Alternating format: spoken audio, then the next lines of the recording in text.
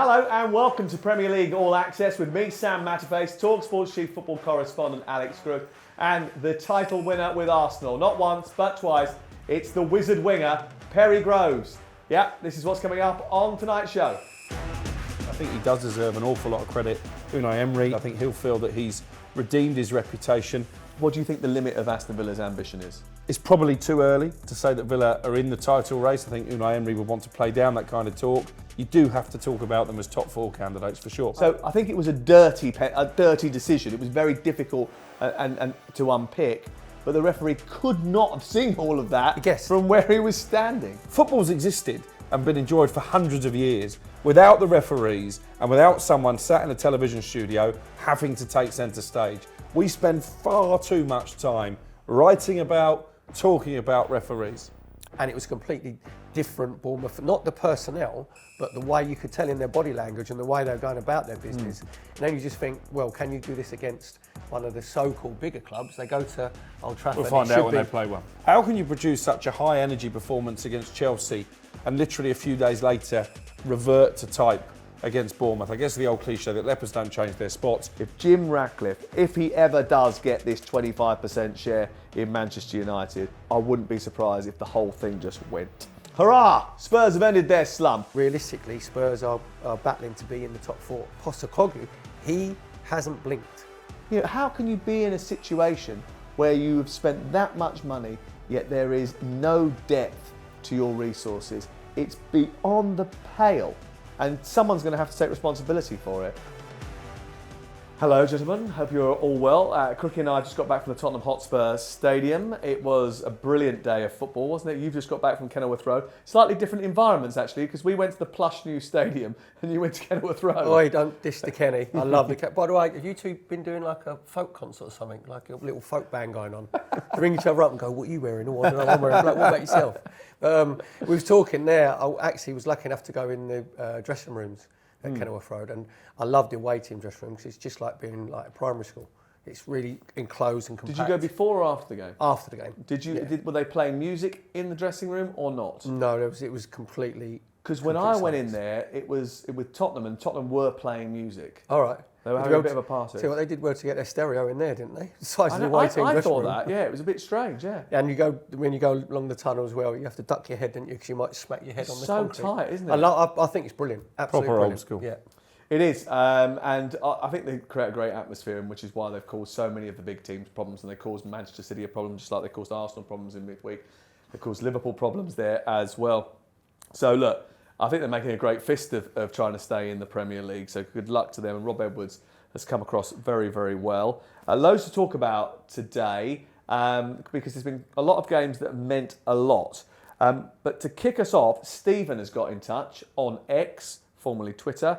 He says, Sam, I do hope you start to give more credit to Aston Villa. This is because I sent a tweet out saying that Aston Villa were very good on Saturday night and had a very good run. I thought their two performances, Manchester City and Arsenal, very different, but very effective and well played to them.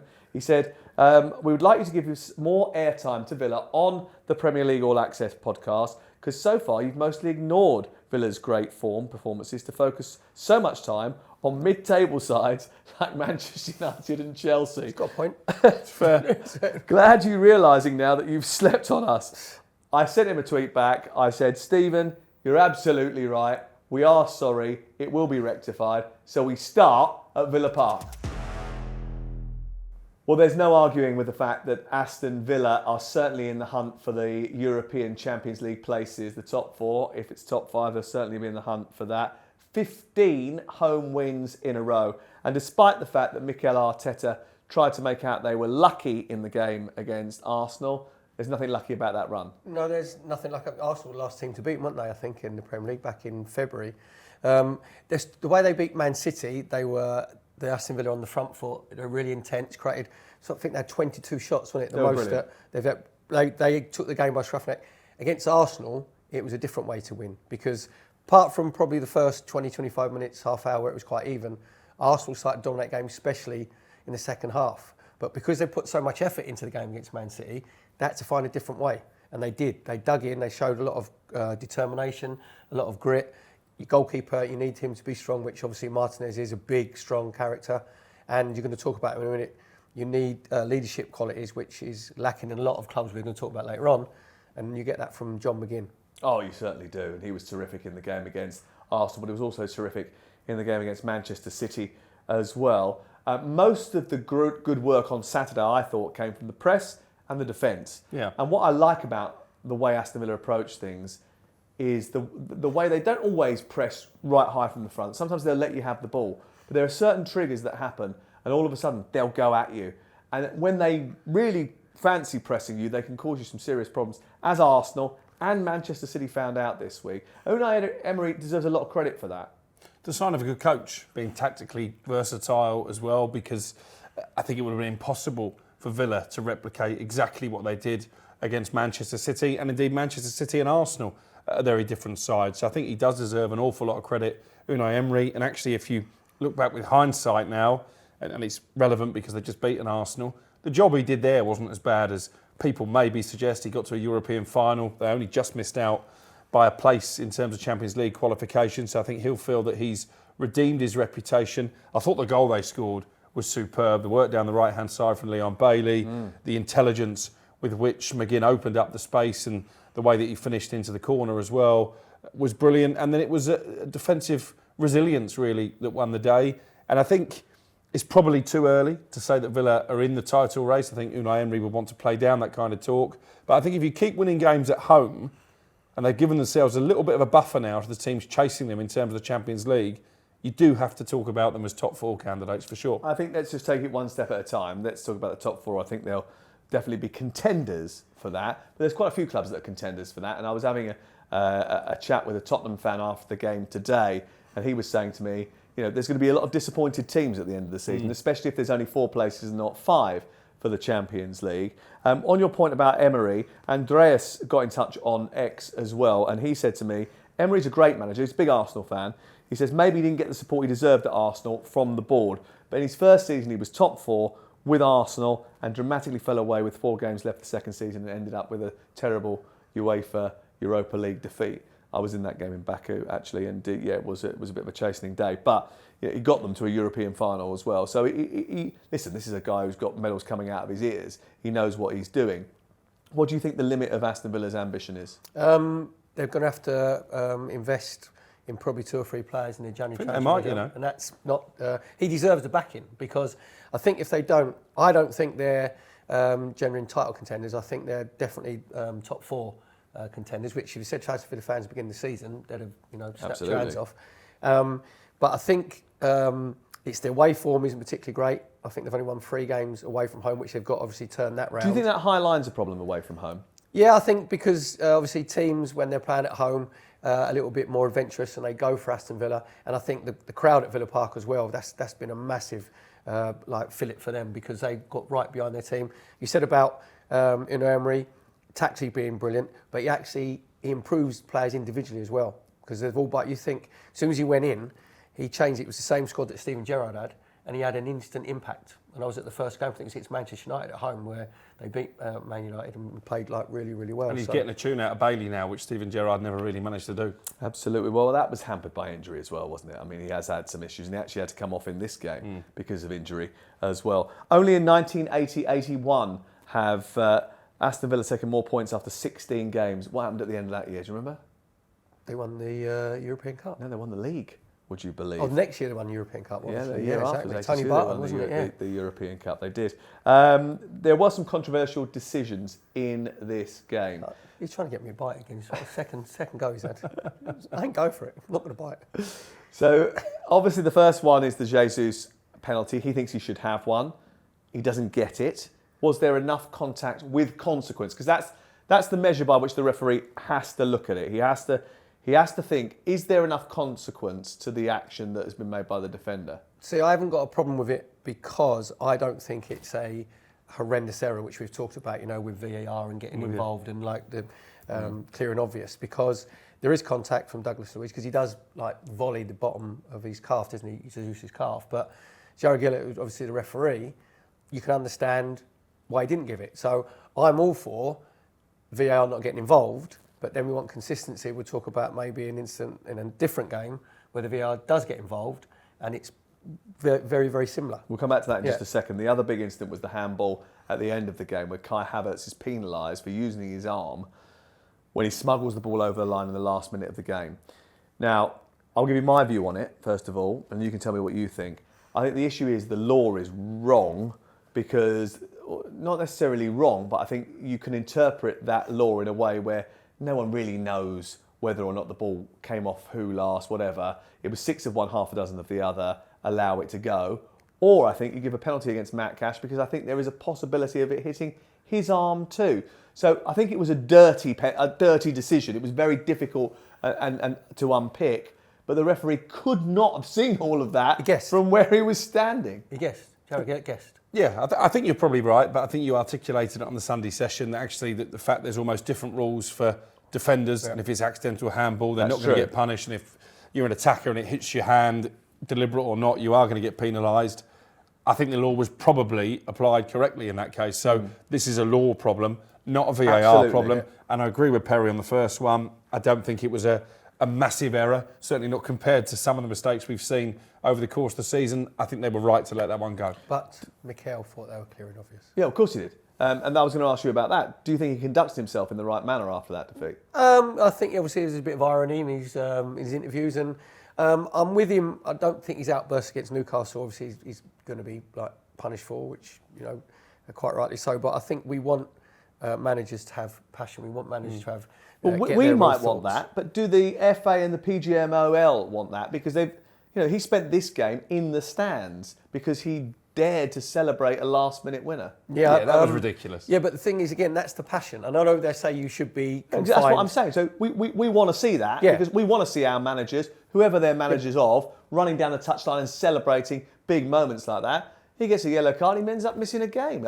You want that. You can't help it because he said when you're involved in football, we actually get passionate when you're commentating, when you're a pundit, and even if it's not your team that scores or there's an unbelievable goal, we lose it. That's what you do. And you imagine how your emotions are heightened when you're investing in it, and it means basically it could have a massive influence on your career, whether you're a player, whether you're a manager. So I know they have to stay in the confines of their technical error, but I haven't got a problem. We want to see a Jose Mourinho knee slide, or a David Pleat running on the pitch. There's one for the teenagers when Luton set up against Man City. Fergie and Brian Kidd. Exactly, yeah. Bob Stoke over Sunderland. We want to see. Can we try and keep it sort of relevant to sort of anything post 1998? Is that all right? Football did start before, Premier League. Yeah, I know, but there's a lot. He used to play a bit, apparently. He used to play a lot. Crystal Palace beaten at home by Liverpool by 2-1 on Saturday's early kickoff. I was there for that one. And Roy Hodgson actually afterwards was very vocal about it wasn't even, and a lot of people were sort of trying to equate, I mean, I wasn't in the press conference, so he could have said something there. But in the interview that I had with him, his issues really centred around the whole culture of officiating rather than the specific events that happened in the game. And his big issue was the handball law is nonsense.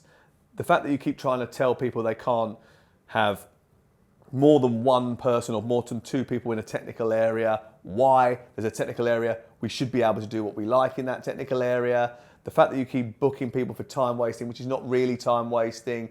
I think he felt a little bit angry, I think, about the fact that he'd lost a player in Jordan Ayew to 2 bookable offences.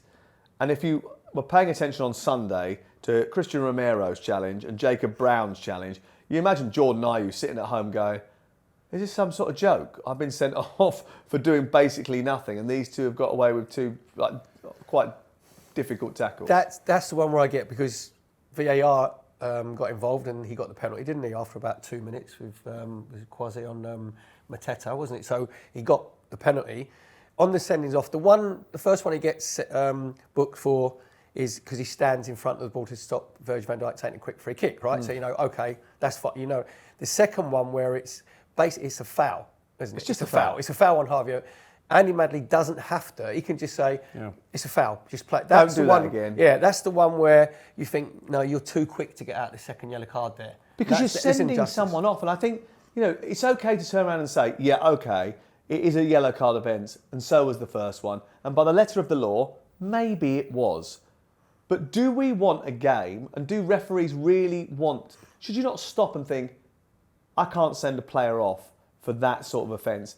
Could he not have been Yeah. a little bit more sensible about his game management? Because 100%. you are allowed to use game management. 100%. And it changed the course of proceedings. I'm not sure that Liverpool necessarily come back and win the game against 11 men. And I understand Roy Hodgson's frustrations. For me, the first VAR check when they overturned the on-field decision took far too long. I mean, how many looks at that did he need to realise it wasn't a penalty? This is the penalty that was given, but then denied after VAR realised that Endo had been fouled. But that's the right decision. But he must have watched about 20 replays to get to that decision. You could tell that Will Hughes has gone into the back. Pretty clear after 2 or 3 views at it. Just overturn it. You know, it takes far too long. Football's existed and been enjoyed for hundreds of years without the referees and without someone sat in a television studio having to take centre stage. We spend far too much time writing about, talking about referees. I totally agree. And my issue with that decision is if that was as clear and obvious as we think it is, and we do, I think it's a foul, but the referee stands 5 yards behind that incident and says, play on. Now, he's made an on-field call. It might be the wrong call, but he's made the on-field call. Was that call so bad that he needed to be pulled back and told that that wasn't the case? Now, in this example, I think they probably should have ruled out the penalty award, but it took them so long. Yeah. Is it clear and obvious if it's taken them that long? I'm not sure it is. No, I think there should be a stop clock. No, but I think they're spooked. I think they are under so much pressure that they are frightened. They keep looking at it. And at the end, when you see it in front of your very eyes, and you straight away you can tell within 20 seconds from like 2 angles it's done. They're overthinking it, thinking, oh, have I missed something? I've seen something else. Am I going to be stood down if I make the wrong decision? And that's also true Pressure. because we were talking about this, actually, the show that we were doing on Sunday from Tottenham, where we were seeing things, you see things so many times that actually you can almost sort of see things that aren't there. By the time, if you watch it 20 times, you can change your mind because you start overthinking it, as you said.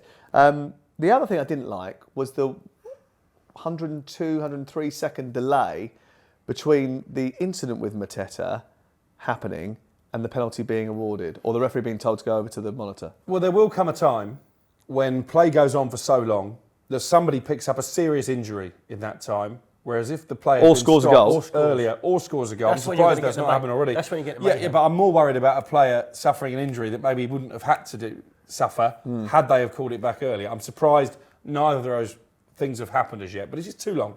Clearly too long. Yeah, I agree with that. Jurgen Klopp, though, said on Friday that he had some of the world's best players in terms of mentality, and I think they showed that in the second half. But he said himself they weren't in the game until the 75th minute when Jordan Ayew gets sent off. Then Mo Salah scores in the 76th minute, doesn't he? And then Harvey Elliott gets a real good individual goal. That's a brilliant goal. He gives the goalkeeper the eyes, actually, doesn't he? I think it's Matthews who thinks he's going to go like to his right and then just whips it back across him. But they've won 18 points from losing positions. And he calls them, it was the mentality monsters, wasn't it? And, you know, Mo Salah does get a lot of praise.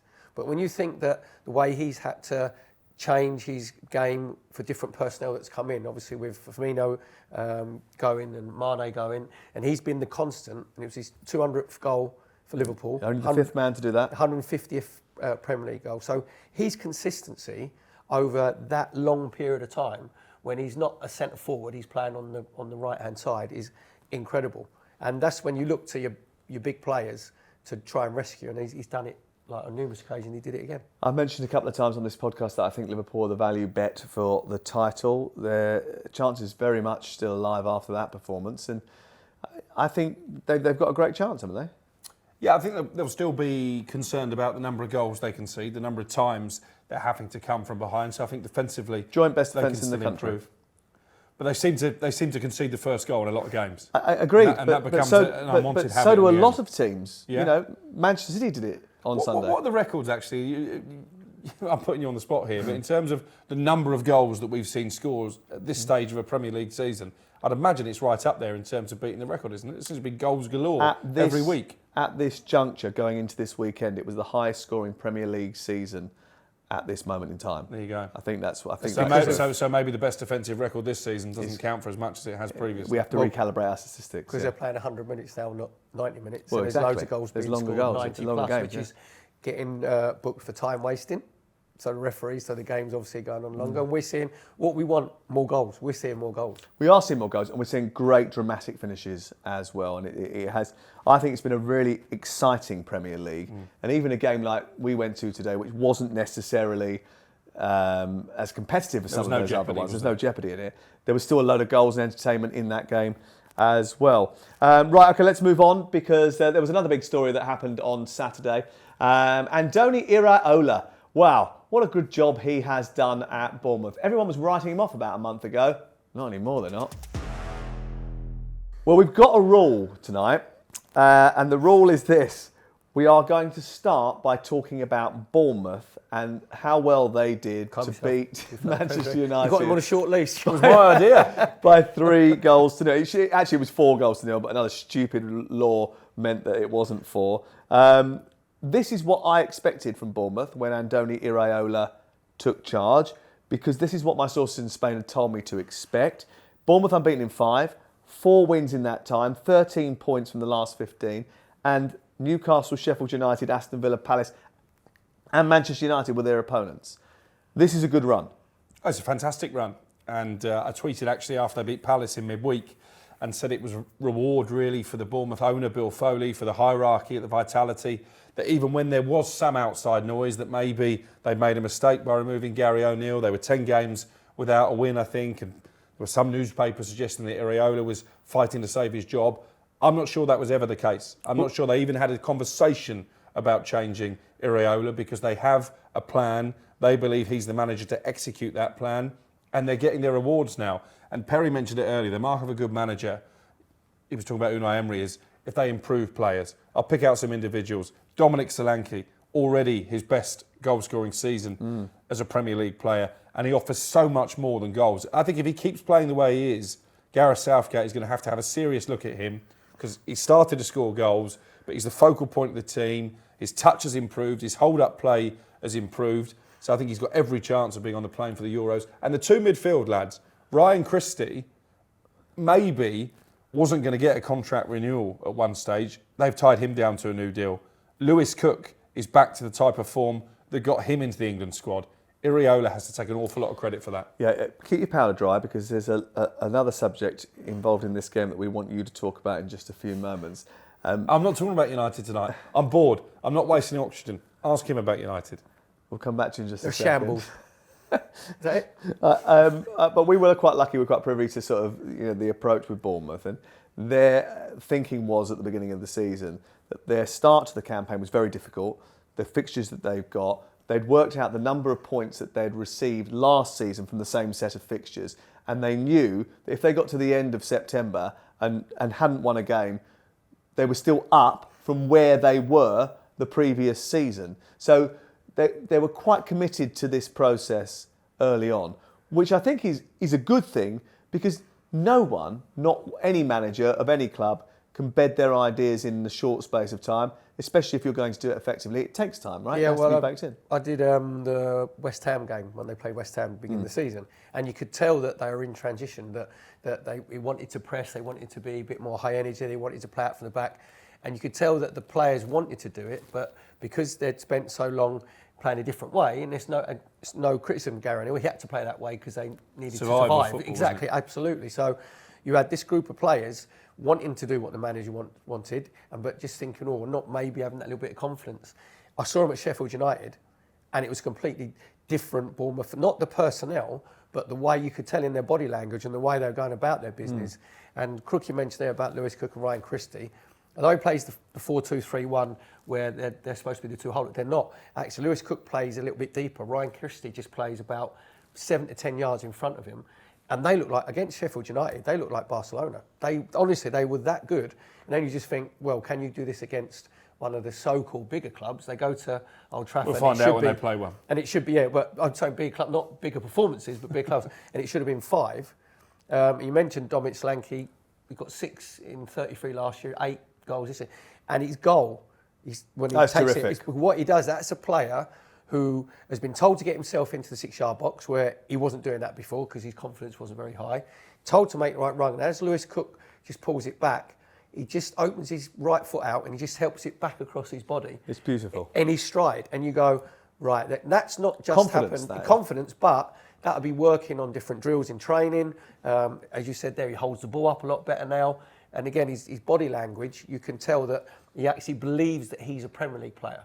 Whereas before, there was a lot of Bournemouth players who thought they were lucky to play in the Premier League. I think it's changed. Scott Parker told them they were. Okay. Which they weren't good enough, exactly, yeah. Yeah, I think they've scored. We'll go back to Bournemouth at another time. We need to move on to Manchester United. So I know you're not going to talk about them, but let's talk about you instead then. Because last weekend you refused to come on the podcast because you were so furious with Erik ten Hag. You had a rant on the Sunday session, which was trailed by Adrian, who was filling in for me that Sunday, and you went on a tirade, as you usually do when they lose. In midweek, we recorded the podcast, and you told Scott Minto and I that you thought that Erik ten Hag deserved more respect because he gets more criticism than any other manager. And still true. We should focus more on Jesus Christ himself and Postecoglou. Where are we What now? is your viewpoint now? Well, I'm straight into Flip-flopper. defensive mode, as you can see. The arms are folded. Ten Hag out. Listen, again, he's made mistakes that he's making repeatedly. Picking Anthony Martial, That was strange. absolute waste of space as far as I'm concerned. Moving Luke Shaw into the centre of defence and playing Reguilon didn't work against Newcastle, didn't work against Bournemouth either, who actually one of their strengths, Bournemouth, is out in the wide areas, and he should have been aware of that. Didn't change it in-game quickly enough. But it still comes down to the players. How can you produce such a high energy performance against Chelsea and literally a few days later revert to type against Bournemouth? I guess the old cliche that lepers don't change their spots. Bruno Fernandes gets himself booked when the game's already gone for dissent. He misses out at Anfield. Yeah, but after last year at Anfield, that's probably not a bad thing. Well, maybe that was going through his mind as well. But these are a group of players who can't be trusted. They're going to constantly let you down. You say that. But actually, I think there is a problem with the manager, and I'll tell you why. Because I know for a fact that one Premier League manager told another hierarchical person at a Premier League club that you will have nothing to fear from going to Old Trafford. I think I told you that. I might be throwing it back at you. Is that the word on the street? Listen, It's a fracture. Ten Hag's not perfect. And they knew, Bournemouth knew that if they got their tactics right, they could do Manchester United. They knew that. Yeah, absolutely, and everybody knows that. And I agree with you. And I think Jim Ratcliffe will be watching this. Whoever comes in as sporting director, be it Paul Mitchell or Dan Ashworth, which was the story we wrote about in the Transfer Notebook this week, they'll be watching this. And they might be thinking, Erik ten Hag isn't the man to take Manchester United forward. But there's a lot of players in that squad who aren't fit for purpose as well. Talk to me about what you thought about the first goal. Solanke's finish was great, but it comes from playing out wide by Manchester United rather casually. Sofian Amrabat gives the ball away, trying to give it to McTominay. No one reacts to that. Not Shaw, not Amrabat. A couple of minutes later, Solanke's hitting the post. McTominay giving the ball away again. No one reacts. Second goal, Shaw gives it away this time. That was the story of the match, wasn't it? You think nobody reacts because I've said it before. They don't care about there's, losing. I think there's a bunch of lazy players, and it's a malaise that's been going on all the way back to Jose Mourinho. And I said before, he said about Luke Shaw, you mentioned, where he dug him out personally, and he said he just does enough. And I think that is, you could level that at a lot of Manchester United players. So what's the solution here? Because a former employee of Manchester United, as a source close to the club, told me that the issue with this squad is that there's no fear of consequence. Mm-hmm. That'll change. How do you change that? Look, I agree with Crookie. When Ten Hag first went in there, you thought, well, when they got beat, they got hammered 4-0 at Brentford, didn't they? He said, well, if you're not going to run on the Saturday, I'll bring you in running on the Sunday. And I said at the time, brilliant. That's old school managing, but the least that I want is effort and application. He's had all the off-field problems that he's had to deal with. If it's been, it's been reported that players with bad attitudes turned up late for training. And I think he's indulged Marcus Rashford too long.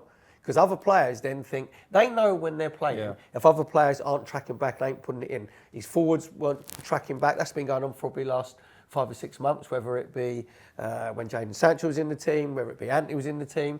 Even Garnacho, young player when he got in the team, wasn't tracking back and he weren't getting into a shape. So I think he's lost his way. I think he's doubting himself. He's definitely lost his way Because he's not demanding from the players on the pitch what he's demanding from them off the pitch. So he's alienated Sancho and told him he can't come into the dressing room until he says sorry, but he's not demanding the basics of the players that are playing, and also he's judging them by different standards.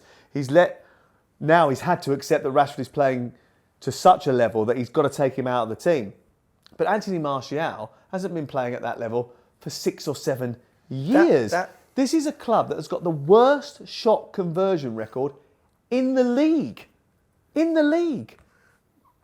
I've said it about Martial. You're picking a player there who clearly doesn't have a future at the football club. And actually, the most damning indictment of Anthony Martial is that he was cheered off, and coming on in his place was a player who still hasn't scored a Premier League goal. But yet you're still having a go at Darwin Núñez and Nicholas Jackson. Nicholas Jackson's got 7 goals. Darwin Núñez has got, he's into double figures in all competitions this season. You're having a go at him, and Rasmus hasn't even scored yet. And they both break into a jog. But if you're Rasmus... right. And they work. But the reason the fans have latched on to Højlund is because of his work rate. Right. Haaland works. So if you're him, right, and he plays in a winning team midweek against Chelsea, and Man United play okay, right? Even though he doesn't score. Didn't make any sense. Right, and he tracks back, he closes down, he does his work. Then all of a sudden you're left out. How does you feel when you think, hold on a minute, in his head you'll be thinking, you're putting that lazy whatever in front of me, and we've won against Chelsea. So, I mean, if you're Rasmus Højlund and you see Anthony Martial on the team sheet in front of you, I mean, you have got every right to kick off. I can only think that Ten Hag is trying to manage his workload. He's still a young player. Is he in the red zone? He arrived when he was injured. Well, he may well be. They've got a big week. They've got Bayern Munich. There can't be any Man United players in the red zone because they're not running around. Well, he's one of the. He's one of the few who could be. But. Yeah. Well, because I did speak. I mean, Roy Hodgson told us that the reason he didn't have Alicia in the team from the start of the weekend was because he was in danger after they're nursing a an spike injury in his workload coming back from injury. That it was going to be in the red zone. So that's the reason I brought that up. But it's, look, there's a lot of work to do, and it was brilliant listening to the Sunday edition with Sean Custis and Des Kelly this weekend on talkSPORT on Sunday. You can listen again on the app if you haven't heard it. And they tried to sort of unpick the problems at Manchester United. And at that point, Des said, the issue here is that there are so many problems that you cannot actually put your finger on one, because there's just a myriad of issues to solve before you even think about moving the club forward. Taking the captaincy away from Harry Maguire and give it to Bruno Fernandes, right? It's Bruno an unbelievable Fernandes decision. is not a leader. He's not. I've said it before. He's a flat track bully. He's His come out stats today are and done an brilliant. interview with apologised in which he has apologised and How many No one times does he cares. have to apologise? taken the blame on himself and said it's I start with myself. My standards weren't high enough. F.R. David, words do come easy to Fernandes. Yeah. Even Manchester United fans will be looking at him thinking, mate, I don't want to listen to what you're saying.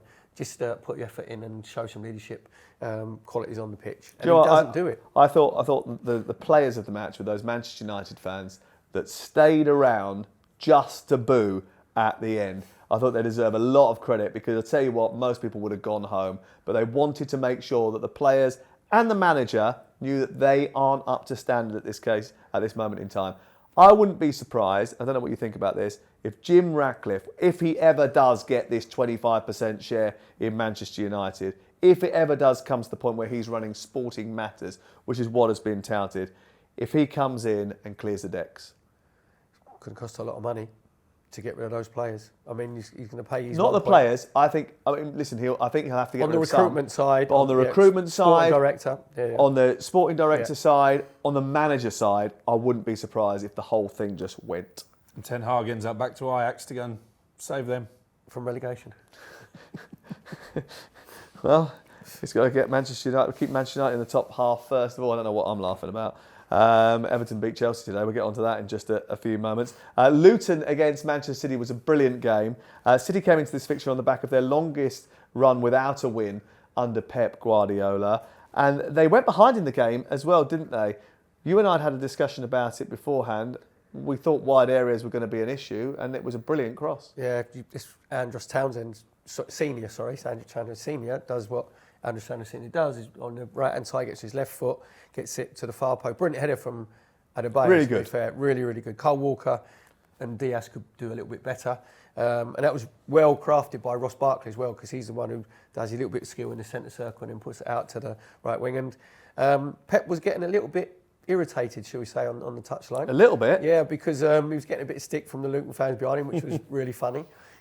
He's not used to that. Yeah, and Kaminsky was brilliant in the first half, the Luton goalkeeper. He pulled off 2 weldies from Phil Foden. And we're lucky, we're privileged to go and watch football, right? Absolutely. And Luton is a brilliant place to watch football. Because it feels like you're on the pitch. It you know is. what I mean? It feels like you've got a GoPro camera on you and you're following them around. And just to explain to people who haven't seen it, basically they've knocked down one side of the ground. They've rebuilt a very small stand, but on top of that stand, they've put a media gantry where we are asked to sit. And it's the best view in the Premier League, bar none. Yep. Because it's low and close to the pitch, right on the halfway line. You can see and feel and sniff everything. Yeah, and it gives you an appreciation of how quickly Man City zip the ball around. It's all 1 and 2 touch, and Phil Foden played in the 10 in the 4-2-3-1 position, and he's always on the half turn. I said in the commentary, he's like the cross. He's got I think he in a past life he might have been an owl because his head just like rotates. And What do you reckon Crook was in a past life?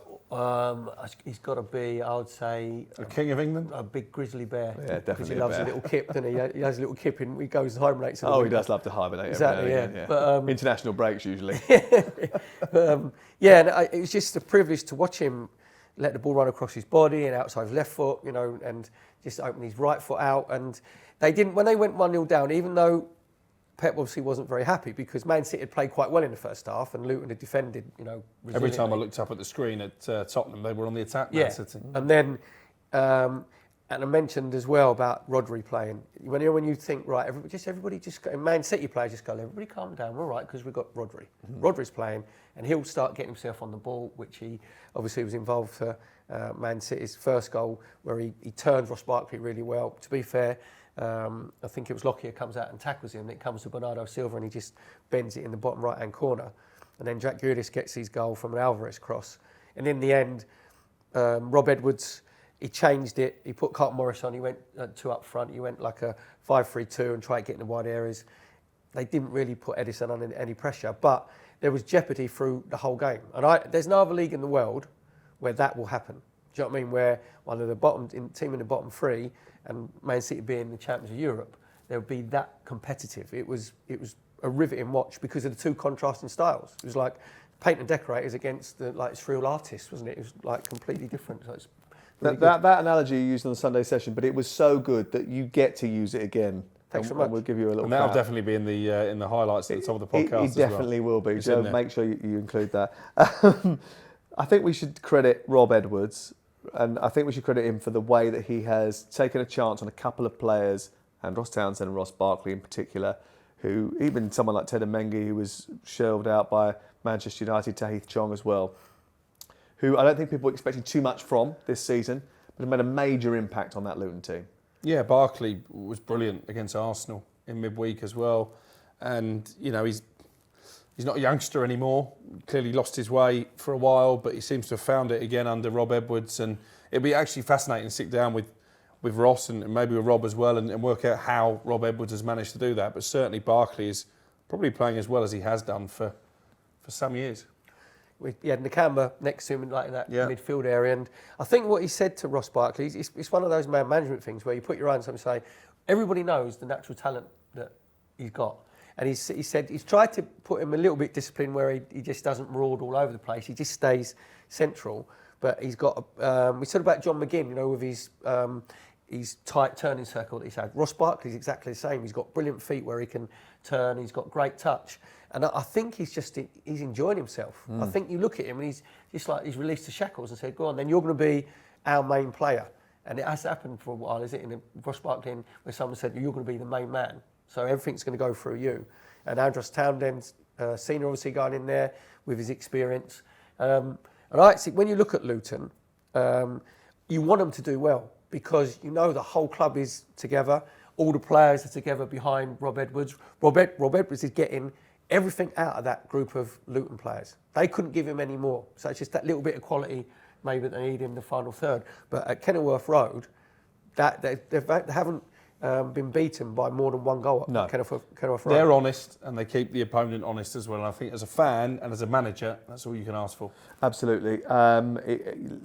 They've done very, very well, even if they haven't got the points that maybe they think they might well deserve. Manchester City, I mean, I know you're still reeling from that Liverpool statistic of having the joint best defence in the league so far, but Manchester City have kept just 2 clean sheets in 14 matches. I mean, that is quite some statistic, really, isn't it, for a team that prided themselves on defensive rigidity last season? Good word. I think he's still trying to find the right balance of his back line. Obviously, John Stones has not been fit for a lot of the season. I think that's been a massive loss.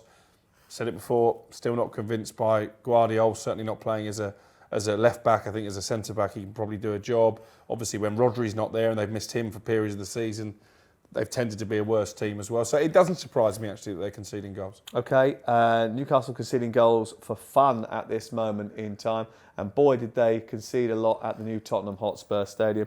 We'll focus on them next. And another dismal day at the office for Chelsea. Hurrah! Spurs have ended their slump. To be fair, it wasn't really a slump, was it? I mean, if you look back at the games that they didn't get the points in, the 5 games in a row, they did well against Manchester City. The Aston Villa game they should have won. The Chelsea game was a nonsense game. It was, down to sendings off. It was, they lost it and rightly so, but it was a nonsense game. The West Ham game, they bashed them for the first half and didn't do anything in the second half. And I can't remember what the other one was, but they did very well in that as well. Wolverhampton Wanderers away. They dominated that game for about 70 minutes before Wolves came into the match. So it was a slump in terms of results, but performances have been okay. And he proved how good he is tactically today with a change up front. Well, putting Son on the left-hand side, Richarlison through the middle. I said at the beginning of the season, I thought Richarlison would suit the way that Postecoglou wants to play, because he wants to play the high-energy attacking. And it's one thing that Richarlison does do. He does give you effort and application. He's one of those annoying players, isn't he, where he goes and closes down. And it's worked, obviously, today. I think the thing with what happened with Spurs was because they were so good at the beginning of the season, then as a fan, you do, get a bit carried away and say, oh, well, we're top of the league, there's every chance, we're in the title race. And I think now there's going to be a bit of levelling off where you think, actually, realistically, Spurs are battling to be in the top 4. Because we noticed they've been unlucky with, obviously, injuries to James Maddison, injuries to Ricky van der Ven. But what Postecoglou, he hasn't blinked. When a manager doesn't blink and a manager is so convinced of the way that he wants his team to play, the players will then go with him. Because even with what you'd say a weakened team, even when we went to Man City, they played I thought if they go and play like that against Man City, they could get beat 4 or 5. And then Kulusevski gets the header, then you make it 3-3, where Johnson goes on the outside of Kyle Walker. Players then think, do you know what, we've just gone to Man City and we've actually taken the game to them. And then the belief they'd have got from that 3-3 draw, and obviously they've played Newcastle at the right time, let's be honest, because Newcastle are running on empty at the moment. But he just says that's the way we play, mate. That's it. That's the way that we play. Two things that you said there. Teams that take great heart from playing very well and getting a draw against Manchester City. Well, Chelsea didn't get that lesson. And you said that Ange Postecoglou didn't blink. How do you know? Because as Crook will testify, he never looks at you. He looks at the floor. He does look at the floor all the time. He just looks at the floor all the time. Yeah. You could never tell whether he blinked or not, because I said to Crook afterwards, how was Ange? He went, yeah, fine. I said, did he look at you? He went, nope. It is a very bizarre experience being the interviewer. But I spoke to Ben Davis after the game, and he was saying the players have 100% faith in the manager. He's got his identity, he's got his style, and he believes and they believe it will bring them reward. And it certainly did in this game. They were head and shoulders above Newcastle. I think actually 4-1 flattered Newcastle because there were a couple of other opportunities that on another day Tottenham take. A Tottenham fan said to me after the game, it's magical, isn't it? They're really enjoying themselves, and I think that's the main thing, isn't it? He's brought that sense of enjoyment back to the football club. It was a good result for them.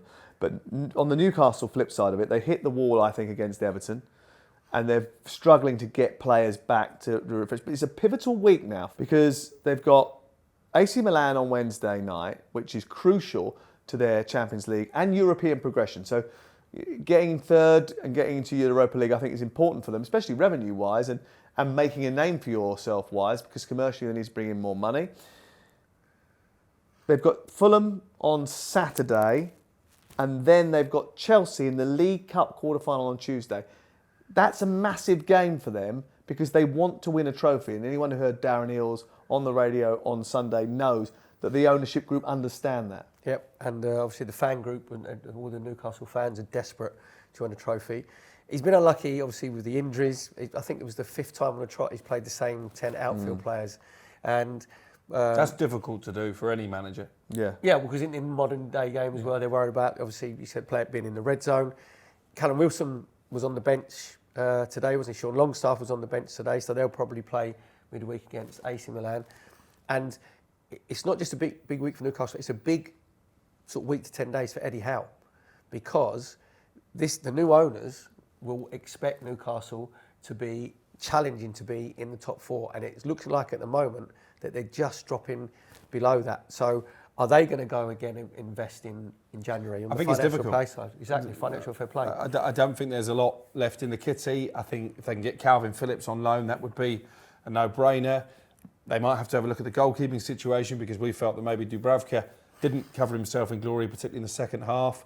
And they do look like the squad is stretched to the limit. But I do sympathise with Newcastle, because they're so determined to operate in the correct manner in terms of financial fair play, and they're being penalised for it. They're almost hamstringing themselves by doing so, in a way. Because the owners would love to spend more money, but they want to operate in a certain manner. And this is my issue with FFP. It almost makes the Premier League a closed shop, because it pulls the drawbridge up. The established clubs, the Manchester Uniteds, the Chelseas, can spend almost as much as they want, seemingly, because they have the historic revenue behind them. If you're a new money club and you want to break into that select group, it's very difficult to do. I understand the premise of FFP, and similarly when I was investigating the Reading situation as well, there's also the other side of it, that you're almost protecting or punishing people for wanting to spend money on a club and invest in a club.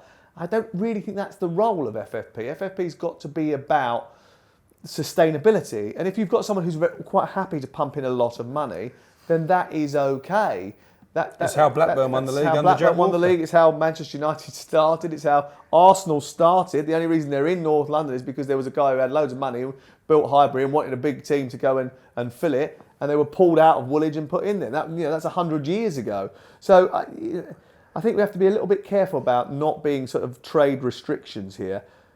But we mentioned the 10 players, and we mentioned the fact that it's difficult for you to do that five times in a row. It's a lot harder when your goalkeeper is not as good as your main goalkeeper. Well, the thing is, I mean, he had an absolute shocker today. But what it is, it sends through the back 4, it sends that little bit of uncertainty, because Nick Pope has been in brilliant form for Newcastle, isn't he? Because he comes for crosses, his shot stopping is really good. He's not one of the best goalkeepers playing out from the back with his feet, but Eddie Howe wasn't worried about that, was he? He just wanted to have that security at the back. And you said about the FFP, the premise was bringing in to stop clubs going bankrupt, to stop you down at Portsmouth, Sam, to stop a Portsmouth situation where clubs were spending money, a Leeds United situation as well, spending money that they didn't have, that they thought that they might have in the future. I've never had a problem with if an owner buys a club and he's a multi-billionaire, or you get state-funded clubs, or if you have the money and you can prove you have the money, why shouldn't you be allowed to spend it on your business? There's no other business in the world where if you have money and you've got it, that you're not allowed to spend it on your business, where you're protecting other businesses. That doesn't happen. The only thing I'll say about it is that is the market in which we operate. So if you've got loads of money, you should be able to spend it, because the big teams are allowed to spend the money that they earn from their commercial revenue, for example, and it's not fair and equitable. In the NFL, it's slightly different. There is a salary cap. You're allowed to spend a certain amount of money. Everyone's allowed to spend a certain amount of money. And if you finish bottom of the league, you get the first choice of the college draft the next year. So it's a little bit more of an equal system. We don't have that. It's a meritocracy here. So as a result of it, trying to neuter someone's spending power doesn't really work. Well, then again, sometimes, even if you do spend a lot of money, it doesn't really work anyway.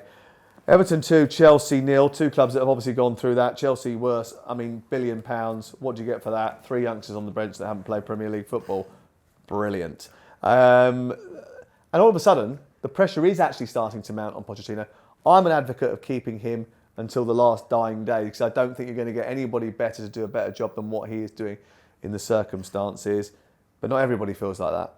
No, there's Chelsea fans that we know that are really quite vociferous now that Pochettino isn't the man. He's a failed Tottenham manager. He's never won anything meaningful.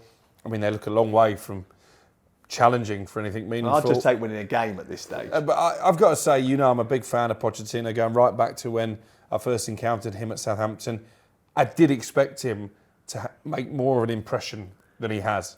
And, there have been some terrible performances. The fact they managed to be played off the park by Manchester United, and then United get hammered by Bournemouth. They go to Everton, who've been thrashed at home by Manchester United, and they lose there as well, and seemingly lose with a whimper. I think there are questions to be answered from Pochettino. Well, the thing is, that puts Pochettino under more pressure. Postecoglou's gone in at Spurs, and he's never managed in the Premier League before, and he's put his imprint and he's put his philosophy on that group of players very quickly. You look at Chelsea.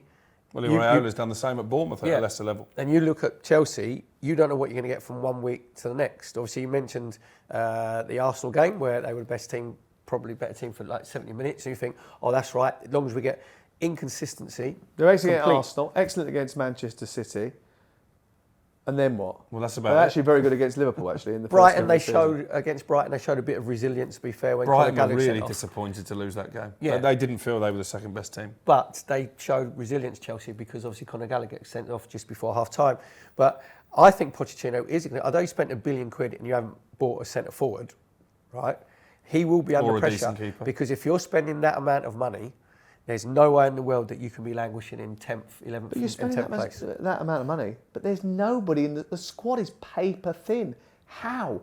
How on earth have they got themselves into a situation where they've spent £1 billion, yet they've got 3 kids on the bench that have never played a Premier League game, and Georgi Petrovic, who's never played a Premier League game as the reserve goalkeeper, and he has to come off the bench tonight, by the way, to take the place of Robert Sanchez. What if he has to play a number of games?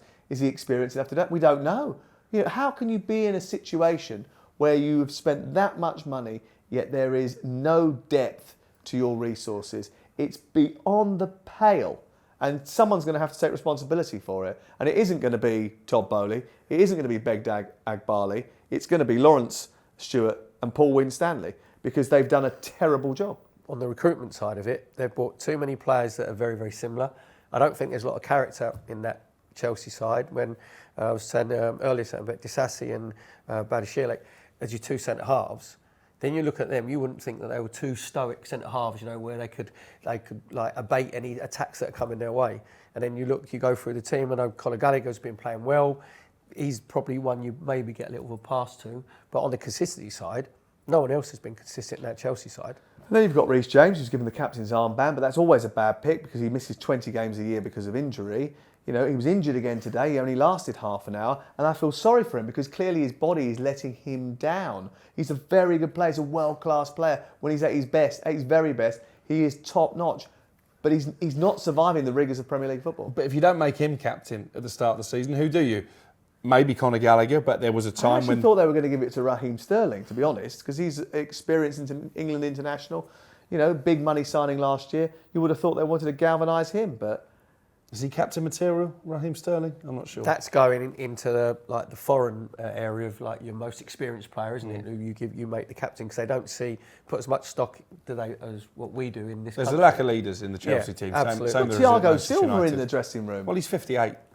But when you're going to Everton, you know that it's going to be a physical encounter, and Sean Dyche would have said to his Everton players, obviously really good form at the minute, then we've got to impose ourselves on them, and that's exactly what they did. Doucouré's playing probably the best football that he's played. He's got himself 6 goals this season.